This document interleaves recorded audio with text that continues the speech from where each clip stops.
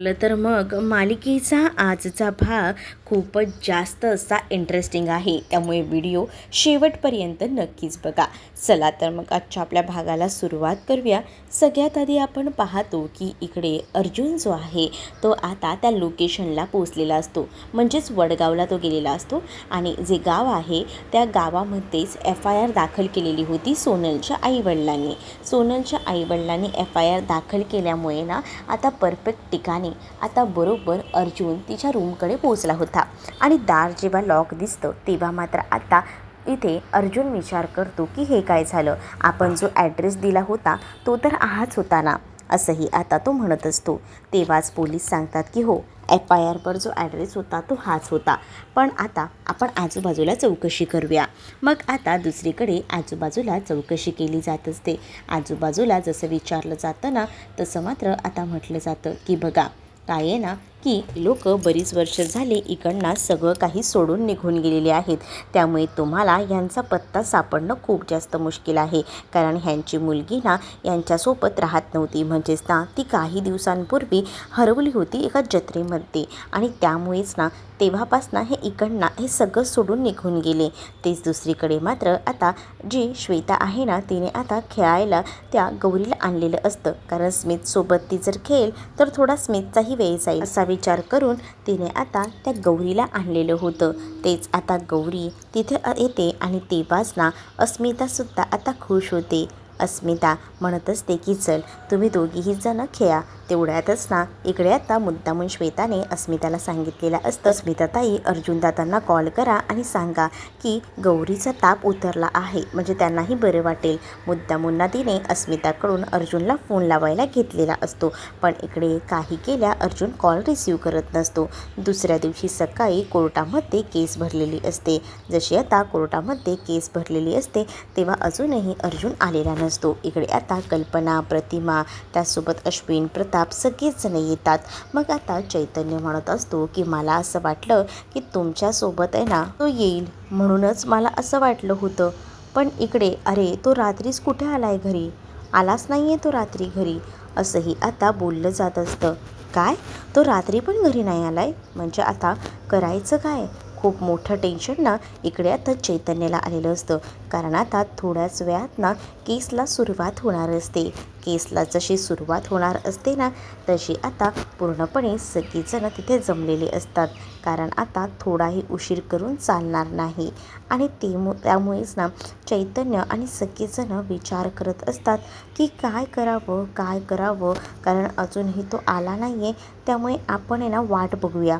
मग आता थोड्याच वेळात तो येईल हेही मला माहिती आहे, कारण तो पुरावे गोळा करत असणार आहे आणि पुरावे गोळा करत असल्यामुळेच त्याला यायला उशीर होत असेल, हेही आता इकडे सगळीजणं बोलत असतात. तेच आता विचारलं जातं. मधुभाऊ म्हणत असतात की कधी येणार आहे, म्हणजे सायली कधीपर्यंत येईल, काही कळलं आहे का? सायली कधीपर्यंत येईल माहीत नाही, तोपर्यंत इथे ना गाडी मिशी लावून हे दोघंही जणं बरोबर टायमिंगवर पोचलेले असतात. कारण त्यांना आता बघायचं असतं ना की ह्या सगळ्यामध्ये कोण कोण आहे ते आणि काय काय शिक्षा होते, हे सगळं काही बघायचं होतं. आणि यासाठी ही लोक आलेली होते. इकडे तिकडे आता ते बघत असतात आणि शोधाशोध घेत असतात.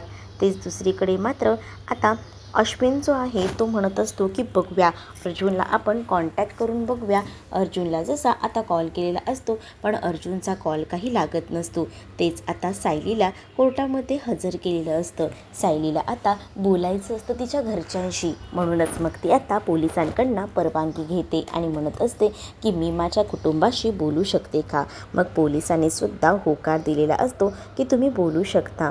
जेव्हा आता ही परवानगी दिलेली असते तेव्हा मात्र आता इकडे पोलिसांच्या परवानगीने सायली आता चौकशी वगैरे करते की तुम्ही सगळीजणं कशा आहात वगैरे. आणि त्यानंतर मात्र इकडे आता म्हटलेलं असतं की हे कुठे आहेत. मग तेव्हाच ती म्हणतात की नाही अगं, आम्हाला वाटलं की तो आला असेल, पण तो अजूनही कोर्टातसुद्धा आलेला नाही आहे. अरे काही चाललं आहे का हे, म्हणजे मुळातनं मला कळतच नाही आहे. सायली म्हणत असते. सायलीला आता चैतन्य म्हणत असतो की सायली बहिणी तू काळजी करू नकोस, तो गेला आहे ना तर येईलच, नक्कीच पुरावे घेऊन येईल, त्याशिवाय तो येणार नाही, म्हणून त्याला उशीर होत असेल. तेच आता अरे पण तुम्ही लोक सांगताय का तो कोणत्या गावात गेलाय जिथे की एवढं नेटवर्कसुद्धा नाही आहे, कॉलही लागत नाही आहे. मग आता चैतन्य म्हणत असतो की काका तुम्ही शांत व्हा, येतीलच तो एवढ्यात, तो आला ना की आपल्याला समजेलच की कुठे गेला आहे आणि काय नाही ते. तेवढ्यातच ना इकडे आता त्या कोर्टामध्ये ना त्या सोनलचा जो काका होता म्हणजे सुरेश कदम यालासुद्धा हजर केलं जातं. आणि जेव्हा त्याला आणलं जातं ना तेव्हा मात्र इकडे मधुभाऊ त्यासोबत कुसुम दोघंही जणं एकत्र उभे असतात. तर मधुभाऊ आणि कुसुम त्याच्याकडे रागातच बघत असतात. तर मधुभाऊ म्हणतात की हाच होता ना तो, हाच काका होता, हां हाच माणूस होता, ह्याच्यावर आपण विश्वास ठेवला आणि सोनलला त्याच्या हाती सुपूर्द केलं. पण बघितलं का काय झालं, होत्याचं नव्हतं झालं, या माणसामुळे सगळं काही झालेलं आहे असंही आता म्हटलेलं असतं. तेवढ्यातच ना सोनललासुद्धा आणलेलं असतं. सोनललाही कोर्टात जसं आणलं जातं ना तसं सोनलचं तोंड वगैरे पूर्णपणे बंद केलेलं असतं, म्हणजे स्कार्फ वगैरे गुंडाळलेला असतो. ते सायली बघते आणि मग काय सायली म्हणत असते की ही तीच आहे ना सोनल. मग आता पोलीस म्हणतात की हो तीच आहे, तिच्यावर अत्याचार केल्यामुळे तिचे आता तोंड वगैरे बांधून तिला आणलेले असते. तर आता कोर्टामध्ये जजसुद्धा आलेले असतात, पण अजूनही अर्जुनचा काही पत्ता नसतो. तेच आता हे सगळं काही शेंडे वकिलांना तेवढंच हवं असतं. ते तर वाटच बघत असतात की कधी ही केस जी आहे ती आता पुढच्या तारखेवर पडते ते, आणि म्हणूनच मग आता ते इकडे तिकडे बघत असतात. तेच आता दुसरीकडे पाहायला मिळत असतं की या सगळ्या काही गोष्टी होतात तोपर्यंत आता शेंडे वकील जे आहेत ते उठून उभे राहतात आणि ते आता म्हणत असतात की बघितलंत का अजूनही तुम्हाला मी सांगतोय ना ते आलेले नाही आहेत, म्हणजे आरोपीचे जे काही वकील आहेत ते अजूनही कोर्टात हजर नाही आहेत. त्यांना वेळेचं जराही गांभीर्य नाही आहे. पुरावे शोधायला एक वेळ असते, त्या वेळेअभावी त्यांनी ते शोधायला हवेत, पण अजूनही त्यांनी हजर राहिलेले नाही आहेत. याचा अर्थ तुम्ही तर समजूच शकता.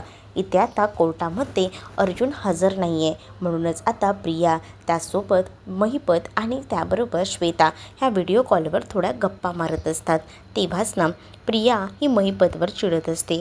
महिपतला ती म्हणत असते की नक्कीच ना काहीतरी गडबड आहे, त्याशिवाय एवढं हे प्रमाण वाढणारच नाही, तुम्हाला मी सांगते काहीतरी गडबड आहे. म्हणजे तुम्हाला माहीत नाही आहे पण मला डाऊट येतो आहे त्या अश्विनवर.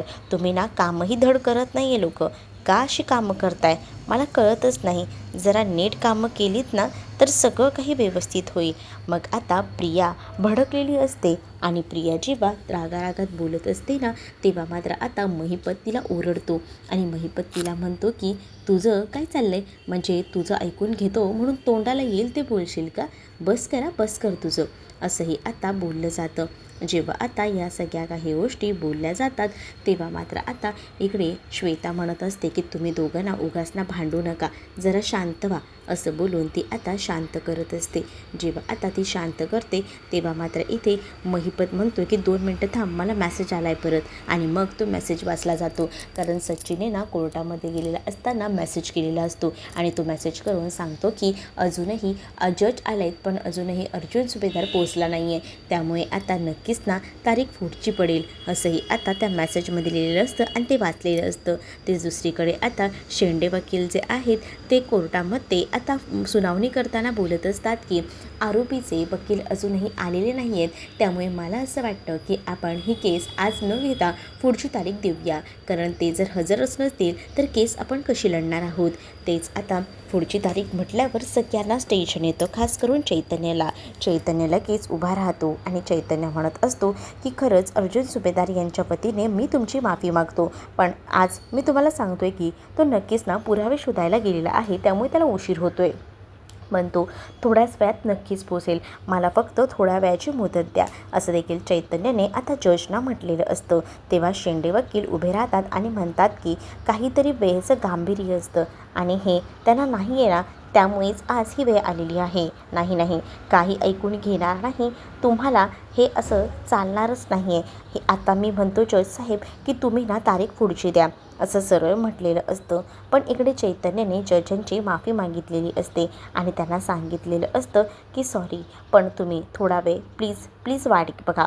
मग आता जजही सांगू लागतात की आपण थोडा वेळ अर्जुन सुभेदार यांची वाट बघू शकतो, फक्त थोडा वेळ, जास्त वेळ नाही. थोडा वेळ आपण बघूया आणि मग ठरवूया, असंही आता म्हटलेलं असतं. मग आता जेव्हा या सगळ्या काही गोष्टी होतात तेव्हा मात्र आता कोर्टामध्ये इथे आता सांगितलेलं असतं की मी 1 तास वाट बघू शकतो. तोपर्यंत जज तिकडनं निघून गेलेले असतात. जज जसं असं बोलतात आणि निघून जातात ना, तेव्हा मात्र खूप जास्त राग ना इकडे आता त्या शेंडे वकील त्यासोबत सचिन आणि राकेशला येत असतो. राकेशलाही येत असल्यामुळे ना आता कळत नसतं की काय करावं ते. तेच आता दुसरीकडे पाहायला मिळतं की महिपत जो आहे तो बोलत असतो. महिपत म्हणत असतो की जर वकील अर्जुन सुभेदार जर कोर्टात हजर नसेल तर त्या जजला पण कळत नाही का तारीख पुढची द्यावी, रद्द करायची ना आजची केस, असंही आता म्हटलं जातं. तेच आता इकडे अर्जुन सुभेदार अजूनही कोर्टात आला नाही आहे म्हटल्यावर नक्कीच ना काहीतरी गडबड आहे. जेव्हा तो असाच कोर्टात उशिरा पोचतो ना तेव्हा त्याचा नियमच आहे तो मोठमोठे पुरावे घेऊन येत असतो. मला आजही तसंच वाटतंय, असंही आता महिपत बोलत असतो. महिपत जेव्हा ह्या सगळ्या काही गोष्टी बोलतो तेव्हा प्रियाही म्हणते की हो बरोबर असंच झालेलं आहे बहुतेक वेळेला. जेव्हा अर्जुन उशिरा येतो ना तेव्हा तो पुरावेच गोळा करत असतो, त्यामुळे त्याला उशीर होतो. पण आता काय करायचं आहे काहीच सुधरत नसतं.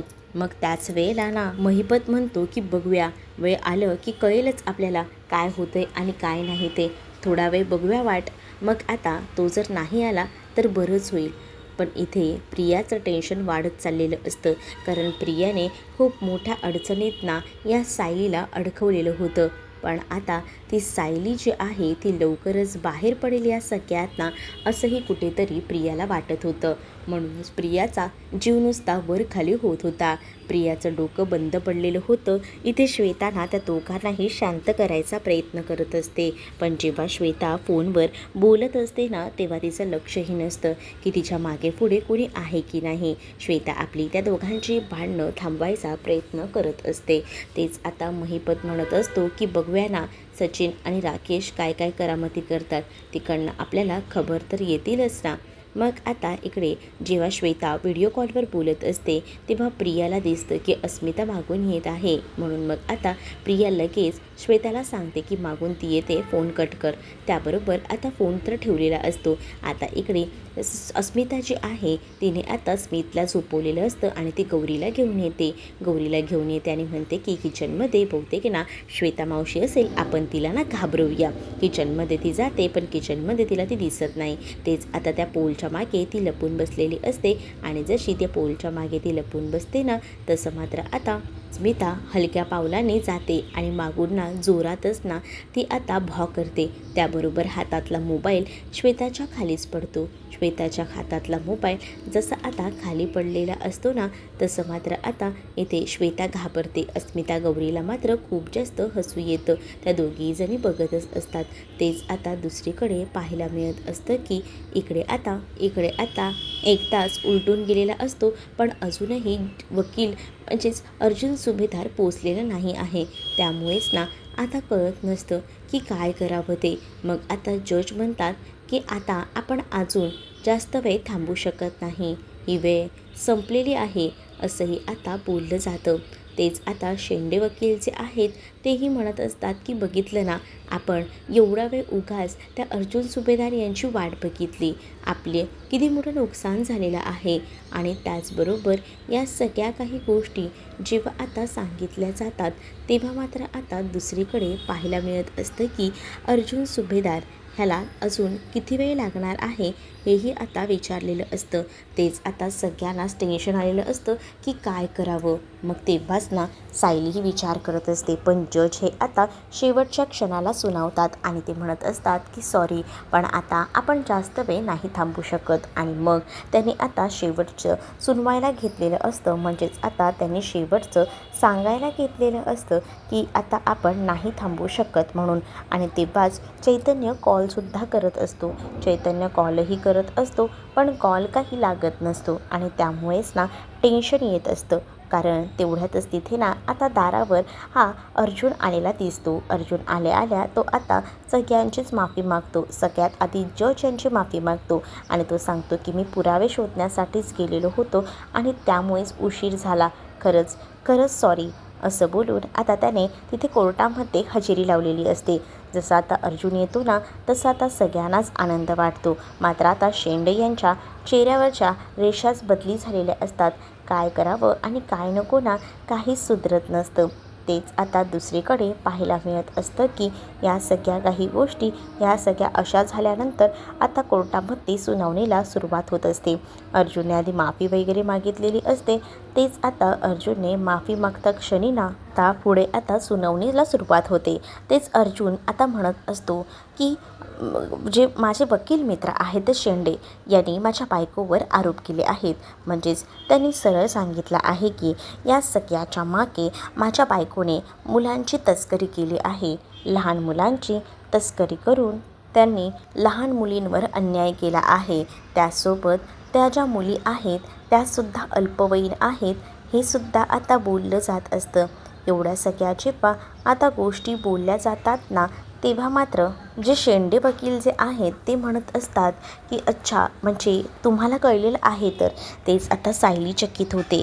सायलीवर थेट ना अर्जुन आरोपच करत असतो. म्हणजेच आता तो तिथे सगळ्यांना बोलत असतो की बघा तुमच्यासमोर जे काही आहे ते सांगतोय मी. म्हणजेच सायली सुभेदार यांनी आतापर्यंत ज्या ज्या काही गोष्टी केल्या आहेत त्या तुमच्यासमोर मी अशा पद्धतीने मांडतोय. म्हणजेच आता माझ्या वकील मित्राचं म्हणणं आहे त्यांनी तसे पुरावे कोर्टामध्ये सादर केलेले आहेत. त्यांनी स्वतःहूनच आपल्याला सांगितलेलं आहे की या सगळ्याच्या मागे सायलीचा विशेषतः हात आहे. सायलीनेच या सगळ्या काही गोष्टी केलेल्या आहेत हे सुद्धा आता स्पष्ट झालेलं आहे. बरोबर. मग आता इथे शेंडे वकील म्हणतात की हो एकदम परफेक्ट तुम्ही जे काही बोलत आहात ते एकदम बरोबर आहे. तेच आता या सगळ्या काही गोष्टी बोलल्यानंतर इकडे आता चैतन्य आणि बाकी इतरही सगळेजण चकित झालेले असतात की नेमकं अर्जुनला बोलायचं काय आहे. कारण अर्जुनना सायलीला निर्दोष सोडवण्याच्या ऐवजी सायलीवरचे आरोप अजून स्पष्टरित्या मांडत असतो.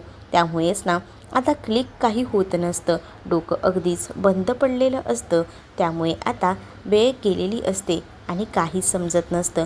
पण अर्जुन आता म्हणत असतो की जसं की आपण पाहिलं की जे माझे जे वकील मित्र आहेत शेंडे यांनी सरळ आरोपी ज्या आहेत त्या सायली सुभेदार यांना सांगितलेलं आहे आणि यांनी तस्करी केलेली आहे. या लहान मुलींचा असा व्यवसाय चालवतात आणि पैसे कमवतात. यांचं हे आधीपासूनचं काम आहे. पण आता त्यांची वेळ संपलेली आहे असंही आता अर्जुन बोलत असतो. या सायली सुभेदार यांनी सोनलला आणि त्याचसोबत बाकी इतर मुलींनासुद्धा आश्रमातल्या अशा पद्धतीनेच त्यांना तस्करी करून विकलेलं आहे आणि त्याचसोबत या सगळ्यातून अमाप पैसा कमवला आहे. हे सगळं काही सायली सुभेदार यांचं पहिल्यापासूनच सुरू आहे. पण आता त्यांचं हे सगळं प्रकरण आपल्यासमोर आता आलेलं आहे. हे आता बोललं जात असतं. जेव्हा आता या सगळ्या काही गोष्टी बोलल्या जातात तेव्हा अर्जुन हे सगळं असं का बोलतोय यावर मात्र आता कोणाचाच विश्वास बसत नसतो की नेमकं चाललंय तरी काय, काहीच कळत नसतं. मग आता सायलीला तर अक्षरशः रडू येतं.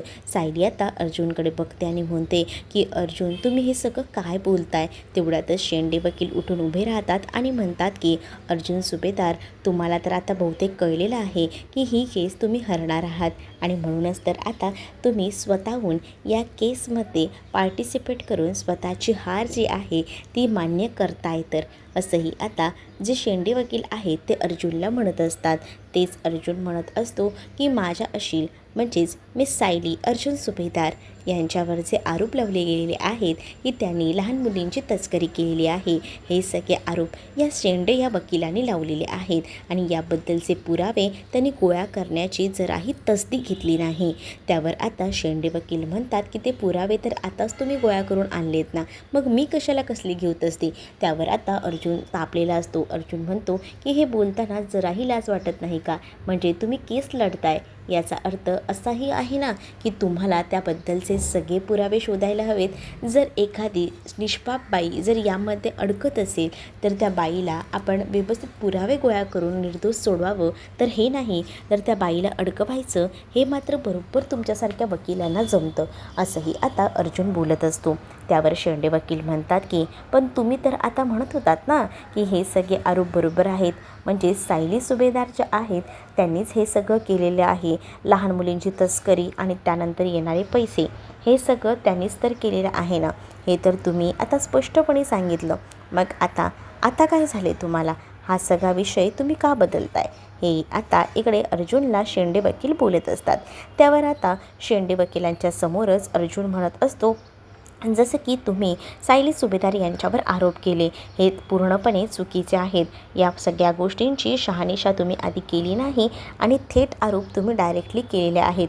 पण ते आरोप कितपत योग्य आहेत याचा तपास कोणीही केला नाही. पण या सगळ्या गोष्टी मी आज कोर्टासमोर सादर करतो, कारण मी ह्या सगळ्याचा तपास घेतलेला आहे आणि या सगळ्याचा तपास घेऊन एवढं मात्र कळलेलं आहे की या सगळ्यामध्ये सायली सुभेदार यांची काहीच चूक नाही आहे. सायली सुभेदार या पूर्णपणे निर्दोष आहेत.